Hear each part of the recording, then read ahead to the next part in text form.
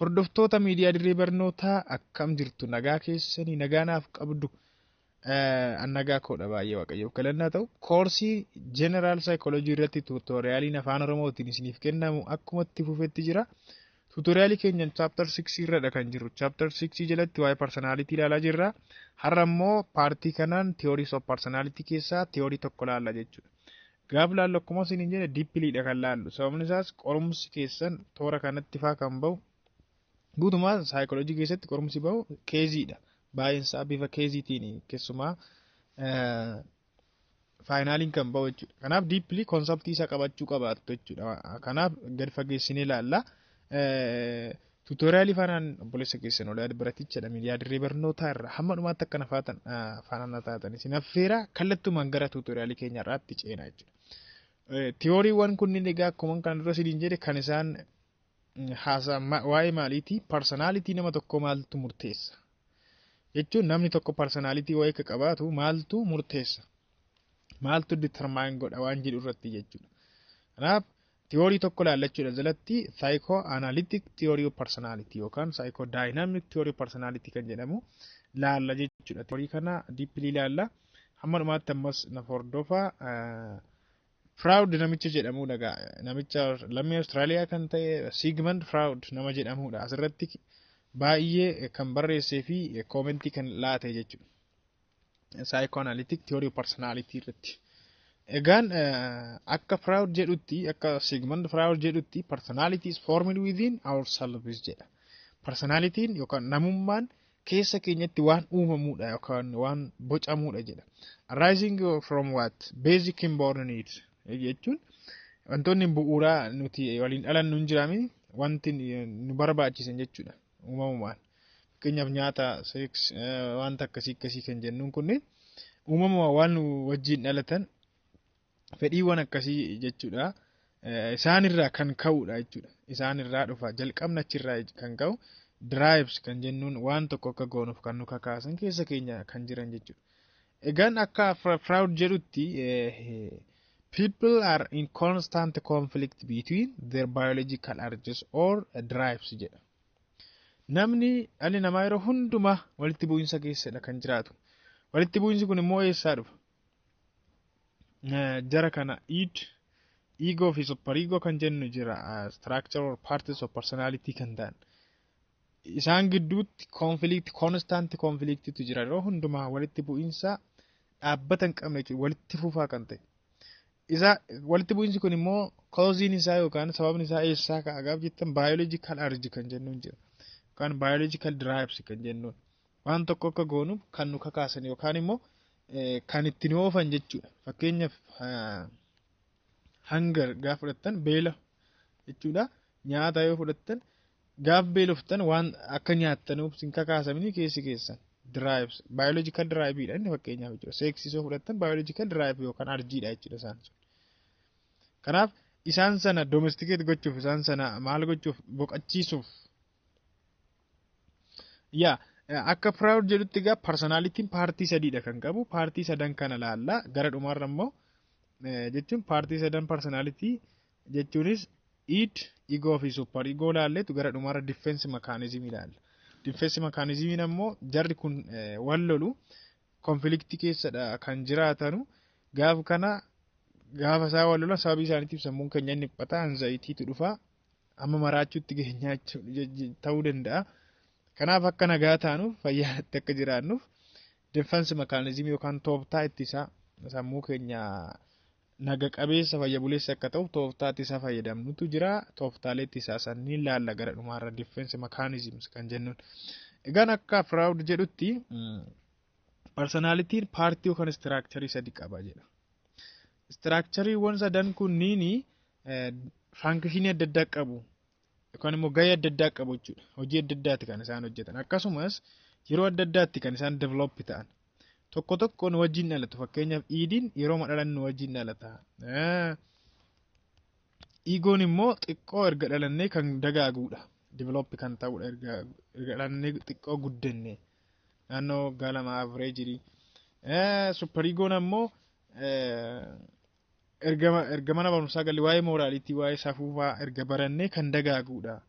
Kanaaf yeroon isaan itti dagaaganii fi hojiin isaanii adda adda jechuudha jarri kun sadan isaanii. Well, egaan akka Freud jedhutti maal jechuudha amma gaa personality nama tokko kan determine godhe yookaan kan murteessu interactionii jara kana gidduutti uumamuudha. Hariiroo yookaan immoo walqunnamtii isaan gidduutti uumamuudha. Achirraa personalitiin kan bocamu jedha jechuudha. The way, according to Sigmund Freud, the way these three parties, party one can come, each ego and the superego, or personality interact with one another determines the personality of an individual. Personality nama tokko namummaa nama tokko determine kan godhu interaction isaaniiti. Interaction yookaan hariiroo isaan gidduutti uumamu kanadha. Kanaan dura paartii jalqabaa keessatti namni kamuu nama kamirraayyuu unikiidha addadha jennee turre miti. Personalitiin iyyuu waa'ee kanaadha. Kanaaf egaa paartiiwwan sadan kana ilaalla. Paartii maalii? Paartii personality yookaan immoo structure of personality warra ta'an tokko tokkoon sadan isaanii ilaalutti jirra. Inni jalqaba irratti ilaallu EDdha. ED yookaan immoo IT jedhaati. Pronounce godhaa rakkoon qabu. Australiyaan Ingiliishiidhaan yoo dubbistan ED jedhama. Sigmund Freudis lammii Australiyaati waan ta'eef ani ED jedhee mamne dubbisa gaa. ED jechuun part of personality sadan keessa isa tokko ta'ee maal nu ajajaa if it feels good do it jechuun gaarii fakkaatee sitti mul'ateera taanaan raawwadhu kan siin jedhudha. Egaan inni kun yeroo madhalannu nu wajjin kan dhalatudha ED'n jechuudha. Paartii namummaa yookaan part of personality keenya ta'e yeroo madhalannu kan nu wajjin dhalatu. Amma sila maal jennee ture? Yeroo adda addaati kan isaan develop ta'an yookaan dagaagan jennee ture. Kanaaf ED'n yeroo madhalannu nu wajjin kan dhalatudha jechuudha. Exist at birth. Exist at birth. Kanaaf psychic energy tochi keessatti argama ED keessatti. Maal of keessaa qaba? ED'n maal fa'aa of keessaa qaba? The set of biologically based drives kan ta'an. Biological drives kan ta'an hin jiru mini fakkeenyaaf beela, sex, aggression, dheekkamsa fa'a kan immoo loluu waan akkasii kan of keessaa qabudha. Isaan kun biological based drives'idha. Fakkeenyaaf gaabbeeloftu nyaadhu siin jedha just nyaadhu. Unconscious idha baay'ee inni completely guutumaan guututti unconscious kan ta'edha. Itti yaaduun hin barbaachisu jechuudha. Fakkeenyaaf amma beeloftitti taanaan nyaatuma haa ta'u nyaadhu. Amma fakkeenyaaf amma numa waliin dhalata jennee rabini ED'n. Daa'imni tokko amma yoo beelofte maal barbaaddi? Nyaata barbaaddi. ED'n daa'ima sana akka isheen nyaattuuf ishitti hima malee waan biraa nyaata sanii nyaanni sun maal akka ta'etti immoo waanuma ta'e jechuudha biyyoo mallee kan immoo waan biraallee nyaatti waanuma argite nyaatti daa'imni. Yes waan isheen meejor gootu wal madaalchiftu kamuu hin jiru waanuma ED'n ishee ajaje qofaaf nyaata gara nyaataa. Isinumti amma fakkeenyaaf kaaffee deemtanii beeloftanii itti jennu kaaffee gaaf deemtan nyaadhu siin jedha. Ofii nyaatuma haa ta'u nyaata nama jalattis argite haa ta'u. Kaaffee tooratti qophaa'u sanillee haa ta'u. Torma nyaanni jiru qofa nyaadhu kan si ajajjinne jechuudha ED'n. As keessa maal tura libido kan jedhamu jira. Libidoon maalidha? Tensioniidha. Jechuun dhiphina uumamuudha. Fakkeenyaaf yommuu ati beeloftu akkami dhiphinni uumamu kun kaa fiizikaalis ta'uu danda'a yookaan saayikooloojikaalis ta'uu danda'a. Marrumaan kee wal nyaachuu danda'a fakkeenyaaf. Fakkeenyaaf immoo yeroo aartu aggression yommuu aartu saayikooloojikaalii maal ta'a tensioniitu si qabame hin dhiphatta sammuun kee hin dhiphata. Argitee isa saniin dhiphina saniin Sigmund Freud maal jedhaani libido jedhaan libido. Enerjii wayiiti jechuudha isheen sun libidoodha. Tensionii sana jechuudha dhiphina isiisitti dhaga'amtu sana. Yeroo seeksii barbaaddus ta'uu danda'a. Yeroo beeloftu yeroo aartu fa'a. Dhiphinni sitti argamu sun fiizikaaliis haa ta'u saayikooloojikaalii libido jedhamti. Amma gaa fakkeenyaaf yeroo beeloftu libidinal enerjii kan jennu yeroo beeloftu haayi ta'a jechuudha. Ol ka'a jechuudha enerjiin sun yookaan tensioniin sun ol ka'a. libidinal energy yookaan tensional energy sun ol kaa'a jechuudha. Yommuu kana ati maal barbaadda? Nyaata barbaadda jechuudha. Nyaata barbaadda just nyaachuu barbaadda jechuudha. Garuu irrational kan ta'edha beeka iidiin jechuudha. Completely unconscious dha jechuunis dammaqaa kan hin taane wayii rafa mugaa beektu yaa akkas akka jechuudha. Unconscious kan ta'edha. Amoral kan ta'edha karaa biraa immoo amoral. Amoral jechuun moraalii neutral jechuudha. Wanti kun gadheedha moo gadhee miti? Bad or good? Right or wrong? Wanti ta'eeti judge gootu hin jiru jechuudha. Raawwachuu qofadha. Fakkeenyaaf nyaata barbaaddetti taana nyaachuudha. Nama harkaas buutii nyaadhu, lafaas fuudhii nyaadhu. Nyaatuma argatteennaan nyaachuudha. Beelofteennan nyaachuu. Nyaadhu qofa kasiin jedhudha malee akkas godhiitii nyaadhu. Nyaata namaa utuu hin taane kan kee nyaadhu kan siin jedhu hin jiru jechuudha. Iidiin waan akkasii siin gorsu. Akka raawwattu qofa. Gaarii sitti fakkaannan raawwadhu waan sana. Seeksisi barbaachiseera taanaan raawwadhu kunoo gadi bahiiti. Kan siin jedhu jechuudha. Impulsive. Amoraaliin akkuma siin jedhe wanti kun moraaliidha moo immoraaliidha? Safuuna lamoo safuudha waan kun jedhu wanti inni jedheetoo siif filu hin qabudha. Impulsive gaafa immoo emotionaliidha jechuudha. Emotionaliidha miirawaa kan ta'e irrationaliidha sababa miti jechuudha. Kanaaf paartii personality akkasiiti iidiin jechuudha. Kanaaf ati maal amma gaafa maal barbaada baay'isoo it seeks what? Gratification, immediate gratification jechuun boqonnaa yeroo gabaabduuf turtu hin jirti miti. Amma nyaattee yaa jennu fakkeenyaaf gaafa nyaattu beela baateetta boqonnaa yeroo muraasaaf turtuudha. Seeksis yoo raawwatte aggression gaafa dheekkamtee aarii kee baattu yeroo muraasaaf pleasurii turuudha jechuudha. Immediate gratification or pleasure. Gaafsa maaltu libido maal tagaa hin hir'ata jechuudha. Tenshiniin hin hir'ata gaafa waan sarraawwatu gaafa fakkeenyaaf gaafa nyaattu tenshiniin kee hin hir'ata jechuudha. Marrumaan keessa wal nyaachuu dhiisa fakkeenyaaf nyaata yoo ta'e seeksii yoo ta'e aarii yoo ta'es immoo sammuun kee dhiphina inni isaa jechuudha. Psychological libidinal energy sun maal ta'a reduce ta'a jechuudha. Fakkeenyaaf eat when hungry yoo beeloftu nyaadhu yoo dheebottee dhugi. Yoo seeksii saalqunnamtii saalaa si barbaachise immoo raawwadhu. Akkas kan siin jedhu jechuudha iidiin kan jennuun. Kanaaf yeroo madhalan wajjin kan dhalatudha tokko iidiin jechuudha. Lama immoo irrational kan ta'edha iidiin. Unconscious kan ta'edha. Amma moo super ego laalletu egoottas deebinas dura super ego laalla maaliif beektu super ego fi iidiidha kan wal lolu yeroo baay'ee. Inni kun araarsuuf dhufa. Egoon araarsuuf kan inni dhufu waan ta'eef jechuudha. Super ego or the moral watchdog. Maqaa biraa the moral watchdog yookaan immoo the moral center of personality jennaan. The moral center of personality jennaan maqaa biraati. Kana jechuun maal jechuudha? Waa'ee morality kan measure godhuudha jechuudha. Waa'ee morality wanti kun moraliidha moo immoraliidha? Wanti gochaa jirtu kun. Kan inni dagaagu baay'ee super ego develops from the ego as what? 3 to 6 year old children. Ijoolleen tokko super egoon isaanii waggaa 3tti dagaaguu danda'a. Tokko waggaa 4. Tokko immoo 5, tokko immoo 4 qofa gidduu maalii jira? Gidduu 3 fi 6tti kan inni dagaagu umurii jechuudha. Waggaa 3 fi 6 gidduudha kan inni dagaagu super egoon. Kana jechuun yeroo ijoolleen itti waa'ee safuu barachuu qabdu. Value moral standard eessaa baratti? Hawaasa irraa inni maatii isaanii irraa ta'uu danda'a. Wanti kun hamaadha gadheedha yeroo jedhanii itti baratan jechuudha waa'ee safuu hawaasaa. Kanaaf yeroo sana kan inni dagaagu ka super egoon kun jechuudha. Mana barumsaatti barachuu danda'u. Akkasuma maatii isaanii irraa hawaasa irraa barachuu danda'u. Waa'ee moral standard kanneen jechuudha.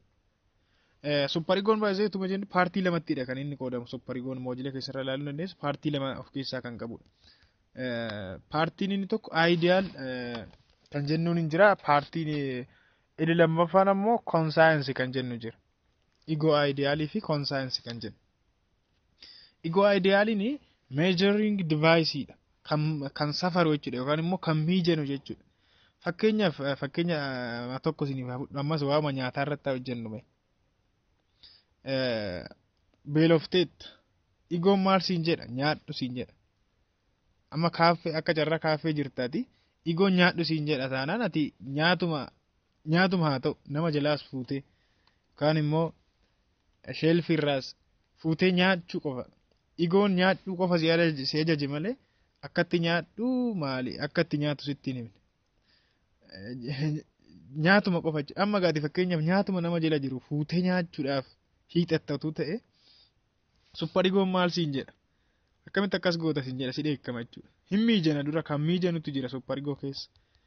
Kan miijanu sun ego ideal jennaan. Ego ideal. Nyaachuun jechuun nama jalaa fuudhanii nyaachuun sirriidha moo sirrii miti? Jedhee hin miijana jechuudha dura. Ego ideal kan jennu. Paartii supper egoo kan ta'e. Achirraan ammoo conscience jechuun maal jechuudha? Sammuu jechuudha. Hilliina. Yookaan maal jennaan ka afaan Oromootiin sammuu haa jennuun yaa. Sammuun kee immoo yoo ati conscience jechuun baay'isoo yoo ati gaarii goote kan si jajjabeessu kan harka siif rukute jechuudha.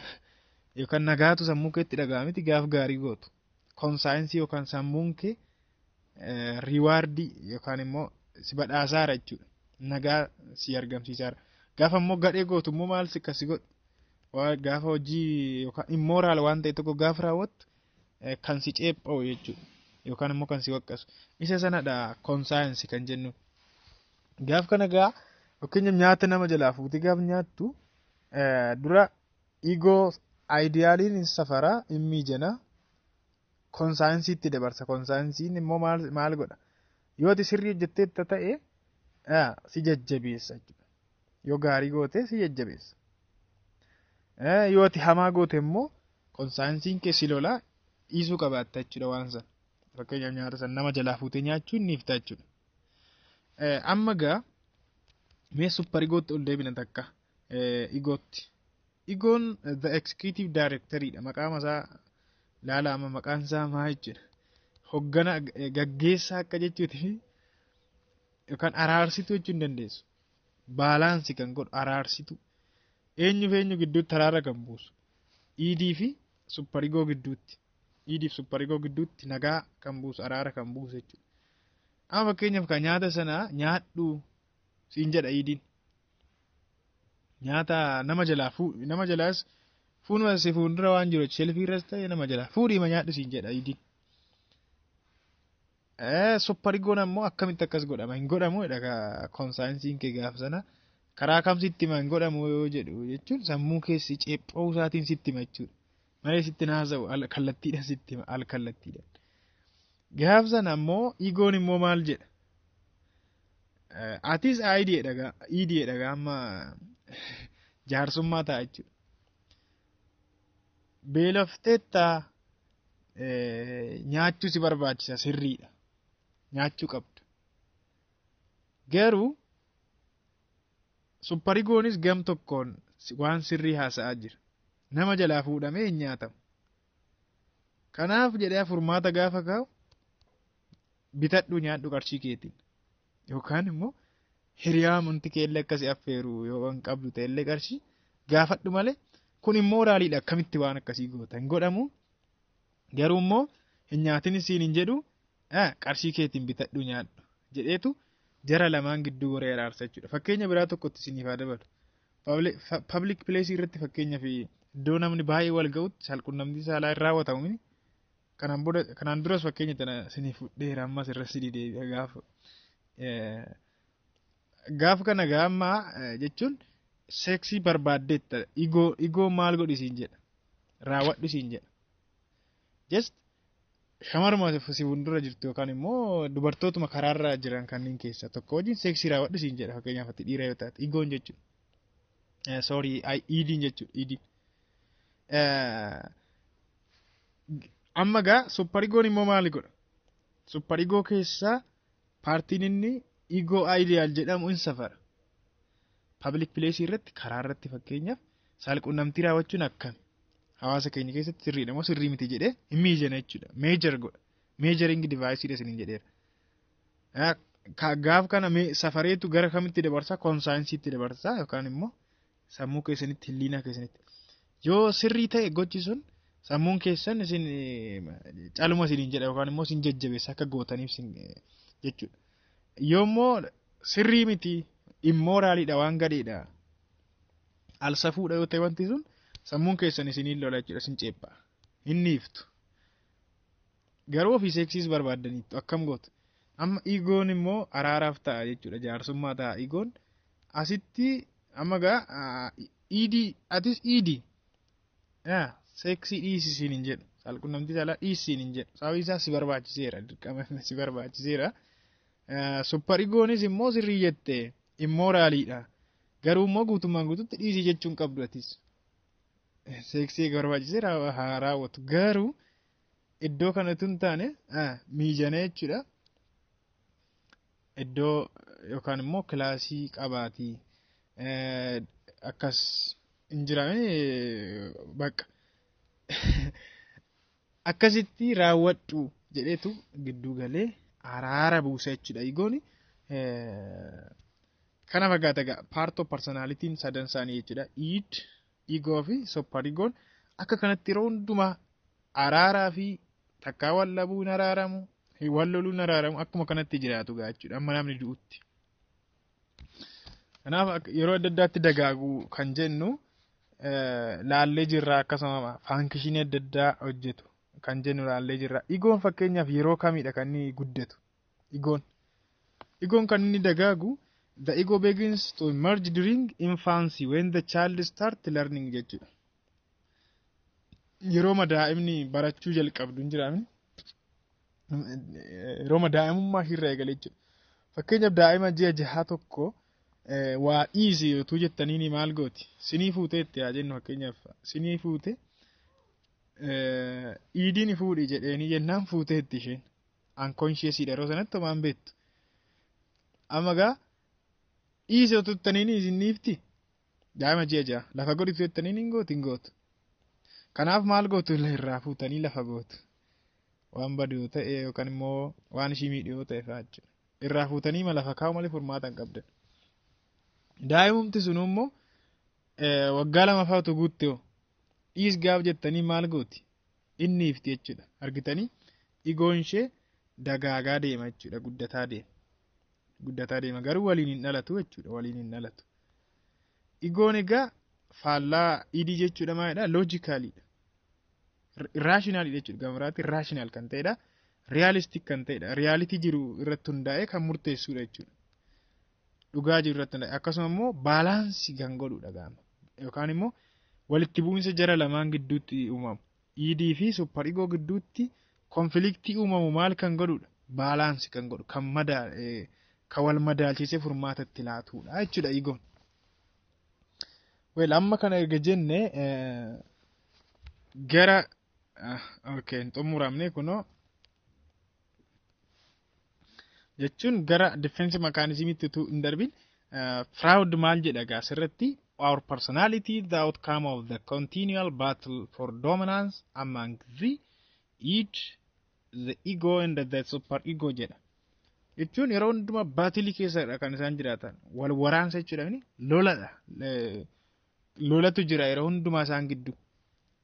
Continual lola walitti fufaa kan ta'e jechuudha. Lola dhuma hin qabne beektu constant conflict. Kan immoo walitti bu'iinsa walitti fufaatu jira gidduu jara kana sadanii jechuudha. Id, ego fi superego gidduu. Tokko dominate gochuu barbaada. Tokko irra aanu jechuudha. Tokko to'achuu barbaada. Garuu waliin to'atu jarri. Just keessumaa ego fi superigoon akkasanatti wal lolu egoon immoo gidduu gala id fi superigoon immoo wal lolan jechuudha. Akkuma kanatti walitti bu'iinsa keessa jiraatu. Personality namaa egaa determine kan godhu isadha jedha. Gaafa jarri kun walitti bu'iinsa keessa jiraatan namni maal ta'uu danda'a? Dhiphachuu danda'a. sammuun namaa nagaa dhabuu danda'a. Hama maraachuutti ga'uu danda'a jedha Freud. This constant conflict between them is managed by what? Psychological defense mechanism. Tooftaa ittisoo xiinsammuu haa jennu kallattumaan gara afaan Oromootti gaafii. Psychological defense mechanism. Tooftaa ittisoo xiinsammuu kan jechuunis nagaa sammuu keenyaa eeguuf jechuudha ammaga. Jarri kun gaafa isaan yeroo hunda walitti bu'an yeroo hunda wal lolan sammuun keenya nagaa dhabuu danda'a. Fayyummaan isaa balaarra bu'uu danda'a waan ta'eef sammuun keenya fayya buleessa akka ta'uuf defense mechanismii yookaan tooftaa ittisaa fayyadamuu qabaannaa jechuudha. Unconsciousdha tooftaan ittisaa kun baay'een isaaniiyyuu.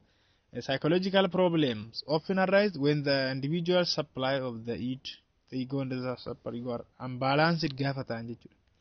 Kan baalaansiin isaanii gaaf jeeqameedha ka psychological problemidhaaf kan nu saaxilan yookaan immoo rakkoo xiinsammuutiif keessumaa dhiphina cinqii the defend itself against anxiety jechuudha. Jechuun dhiphina hir'isuuf jechuudha. Yookaan immoo sammuun keenya nagaa akka ta'uuf. Kanaaf defense mechanismii kanneen fayyadamna jechuudha. The ego adopts what? Unconscious coping device called defense mechanism. Asii gaditti gaamma defense mechanism waan kanneen tokkoon fakkeenya isaanii wajjin ilaalla jechuudha. Kanaaf ammas qalbiidhaan caqasaatii fakkeenya mataa keessanitti dabalaatii sirriitti gadi fageenya qoodha. Sababni isaas qorumsi akkuma isiniin jedhe keezii bifa keeziitiin kan bahu. Anis immoo fakkeenya tokko fudhadheen isiniif ibsuuf yaala. Isinis immoo bal'isaatii sirriitti ilaala qoodha jechuudha. Kallattumaan gara defense mechanismiitti dabarra. Defense mechanism yookaan tooftaan ittisaa sammuun keenya akka nagaa ta'uuf jechuudha. Tooftaan ittisaa nuti fayyadamnu repressionidha. Repression jechuun banishing, threatening thoughts, feelings and the memories into the unconscious mind jechuudha.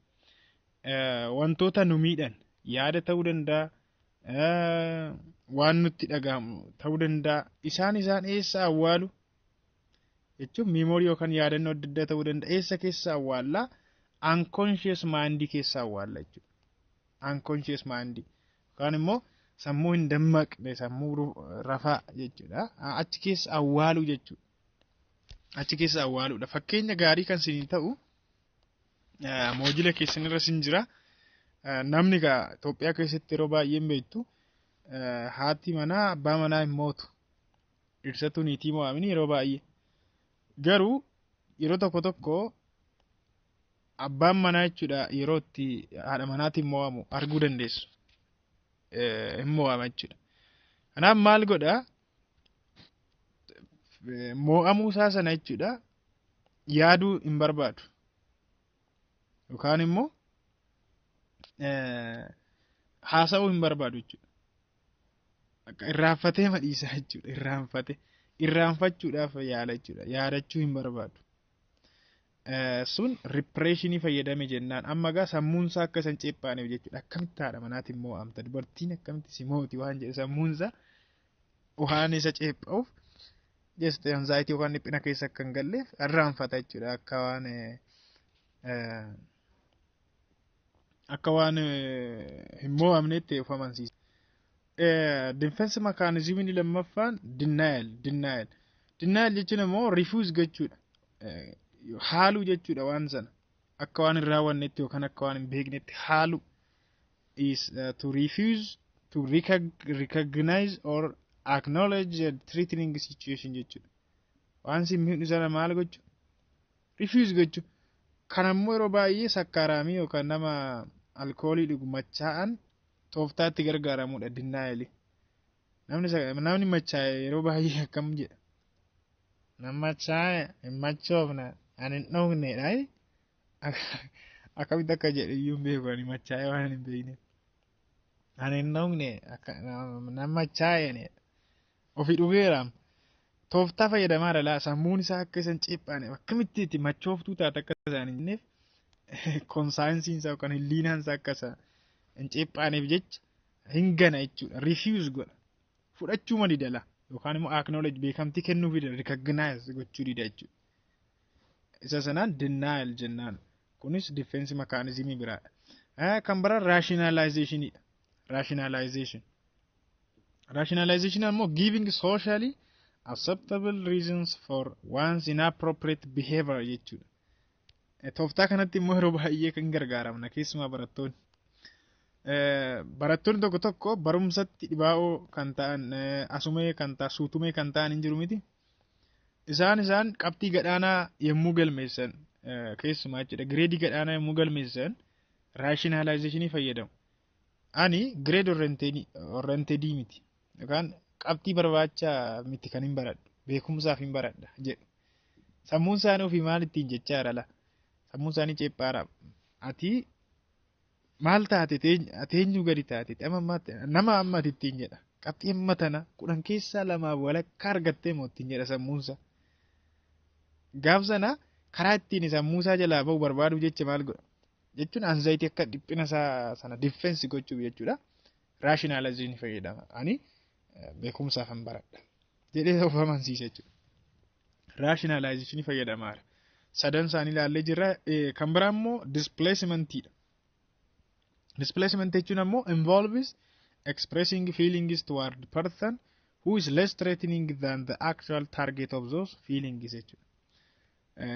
Jechuun qaama lamatu jira as keessa. Feeling toward person who's less threatening namni ta'ee jira yookaan qaamni ta'ee jira. Qaamni nummiine wayii jira jechuudha. Kan biraan ammoo targeted kan ta'ee jira. Actual target kan ta'ee jira.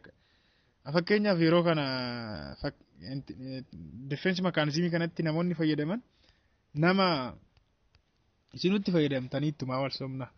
Yeroo barachaa turtanitti mana barumsaatti hiriyaa keessanii wal loltanii dhaanamtanii galtanii obboleessa keessan isa xinnaa yookaan immoo obboleettii keessan quxusuu yeroo itti dhaantanii yaadattu. Aarii hiriyaa keessanii eenyutti ba'attu? Nama dandeessan irratti ba'achaa jirtu.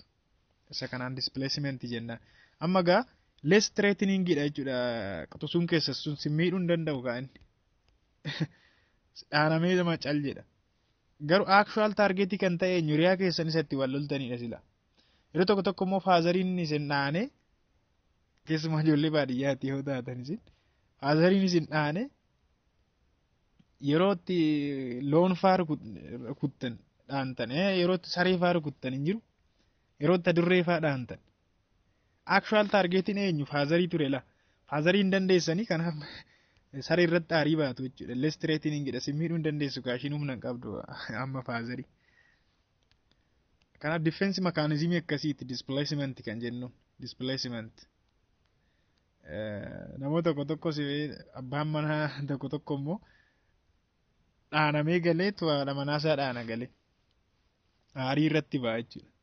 Kanaaf maatii isaa irratti alaqaa isaatti walolee boosii isaatti walolee namni tokko tokko gaalee maal godha maatii isaatti irratti aarii ba'a meeshaa fa'aa caccabsuu danda'a displacement jennaan. Projectionidha kan biraa projection maqaama isaarraa hin hubattu kana. Project gochuu irratti balaqqeessuu akka jechuutu fakkeenyaaf barsiisaan keessan yeroo lecture isin kennu projectoraan yeroo isin barsiisu laayidii akkam PC isaa irratti yookaan taabileetii isaa irratti waan display ta'aa jiruudhaan achirratti kan calaqqisu keenyan yookaan girgiddaa irratti kan calaqqisu barreeffama PC isaa irra jirudha. Screen PC yookaan immoo taabileetii isaa irra jirudha miti. Project irratti gochaa jechuudha la. Irratti balaqqeessisaa jira. Kanaaf projection jechuun defense mechanism akkamiiti? Attributing one's unacceptable feelings to other people jechuudha. Amala ofii keenya amala fudhatamne wayii jechuudha namarratti attribute gochuu yookaan immoo namatti maxxansu namatti laxxafu yookaan namarratti project gochuu namarratti akka balaqqeessa gochuu. Fakkeenya namoonni itti fayyadaman yeroo tokko tokko namoota tokko tokko hawaasni yeroo isaan jibbu yeroo hiriyaan isaan jibbu hawaasni hundumtuu isaan jibbee fakkeenya maal jedhu hawaasa muqqanyaa hawaasa maalii sababii isaan hamoota ta'aniif kan na jibbu ilaala sababii hinaaftota ta'aniif malee kan na jibban ani nama hamaa ta'eeti miti yerootti jedhan namoonni hin jiraatu. Fakkeenyaaf immoo yeroo tokko baratuma taatanii isin barsiisaa hamaa sababii barsiisaan sun hamaa ta'eefi malee kanan ari'ame malee amala kootiifi miti ofii kan ari'amtan bar sababii amalli keessan gadhee ta'eefi mana barumsaarraa ari'amtanii kaatanii sababii barsiisaa saniitiif barsiisaa santu gadheedha amalasaa yeroo jettan amala keessan namarratti project yeroo gootan jechuudha. Projection defense mechanism fayyadamaa jirtu jechuudha. Kun egaa sammuu keessan jalaa ba'uuf ammas fakkeenyaaf mana barumsaarraa ari'atamu hawaasni isin jibbeera jennuuti fakkeenyaaf sila jalqaba irratti keessatti akkamitti hawaasa kana maraan jibbamta ammati maan namala gadhee akkana akkamitti baatte duusii wayyuu ammas hin jedha sammuun kee konsaansiin keessi ceephaa gaafsanii isaantu gadhee ta'eef malee ani amalli koo hamaa ta'eetii miti jetta sobdeema of amansiisuu yaalta jechuudha akka inni dhiphanneef ila reaction formationidha kan biraan reaction formation jechuun ammoo acting is opposite from one's true feeling jechuudha. Feelingii yeroo sanatti sitti dhagahamurra faallaa kan ta'e fakkeenyaaf aartiitu jirtu yeroo kofaltu hin jiru aartee jirta sammuun kee akka inni dhiphanneef jecha maal goota hin kofaltu. Namni tokko vaayolentii kan ta'an baay'ee hamoo kan ta'an yeroo tapha laalan reaction formation defense mechanism fayyadamaa jiru jennaa jechuudha. Kan biraan sublimationidha. Sublimation ammoo expressing sexual or aggressive behavior through indirect socially acceptable outlets jechuudha. Jechuun sexual behavior tokko kan amala saalqunnamtii tokko karaa alkallattiitiin baachuu jechuudha. Karaa alkallattiitiin. Fakkeenyaaf amma saalqunnamtii raawwachuudhaaf amma sammuun keessii fayyamuu dhiisuu danda'a. Garuu karaa alkallattiitiin akkamitti fedhii saalqunnamtii kee akka bahattu karaa socially acceptable ta'een jechuun karaa namni baay'een irratti walii galeen fakkeenyaaf utuu viidiyoodhaan akkam utuu viidiyoodhaan argisiifame yoo magaalaa keessatti argite gaaf sana namni hunduu ilaalee silaattee jaba baaftee ilaalta jechuudha. Ofii foorni ilaaluun sirrii akka hin taane hin beektala. Pornoogiraafii ilaaluun sirrii akka hin taane hin beekta. Sammuun kee gaafa pornoogiraafii ilaaltu si ceepha. Kanaaf amma maal goota gaa gara maalii deemteetu gara fakkeenya magaalaa keessatti fiilmiin akkasii argisiifame iddoo hawaasni baay'ee walitti qabamee jirutti jechuudha. Isaan ilaalanii ati hawaasni baay'ee fudhateera gaafa sana dheebuu kee ba'atta jechuudha achi deemte. Kun sublimation jennaan sublimation. Inni dhumaa fi inni the last but not the least regression. Returning to an earlier stage form of behavior jechuudha. Yookaan immoo revert gochuu isa duri immature behavior kan ta'e jiranii duri fakkeenyaaf ati yeroo daa'imummaa keetti ofirratti faa fincaa'aa turte mini maa wal somnaa ofirratti fincaa'aa turte si jechaadha. Kanaaf ijoolleen tokko just mana barumsaa erga galaniis siree isaanii watering the bed fakkeenya akka taa'uma keessan irraa ilaaluun dandeessa. Watering the bed jechuun siree irratti kan fincaa'an jiru erguma guddatanii booda jechuudha. Erguma mana barumsaa galanii ilaala. Defense mechanism akkamii fayyadamaa regression jechuun gochuu jechuudha. Amala duri immature yeroo turte sana yeroo hin bilchaatin dheedhii yeroo turte sana yeroo ijoollummaa keetii jechuudha.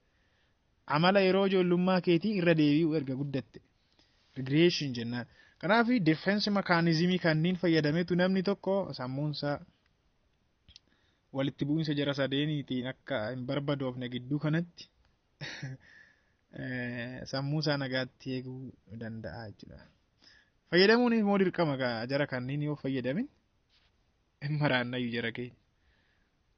Kanaaf fayyadama fayyadamina asii jedhu fayyummaa sammuu keessan eegu fayyadamuu qabaattu. Garuu akka ta'utti kan gaarii kan ta'e fayyadamaa as keessaa filadhaa jechuudha. Baay'ee gaariidha. Tuutoriyaaliin keenya kana fakkaata ture. Yeroo taanu immoo trait theory of personality ilaalla jechuudha. Amma theory lamatu nu hafa miti, trait theory of personality fi humanistic theory of personality ilaalla jechuudha yeroo taanu. Kanaaf ammasittuu akka nagaannaaf turtan nagaa isiniif dhaamaan tu nama argatanu adda baana. Tutorial kana video kana warra isaan ilaallatuuf keessuma karaa social media telegram groupii keessatti share godhaa. Channel warra qabdan channel keessan jalatti ijoollee keenya gargaaruuf waan biraa kaayyoo biraan qabnu. Kanaaf achilatti share godhaa fi ijoolleedhaaf karaa social media adda addaa immoo akkasuma share godhaa fi oliyaad baratichi immoo kunoo asii baanarii irraa hin argattu linkii Facebook akkoo addi godhaa na hiriyoonfadhaa karaa Facebookaas. Inbox naaf godha yaada yoo qabaattan waanuma fataayedha jechuun hin dhiphatina. Relax just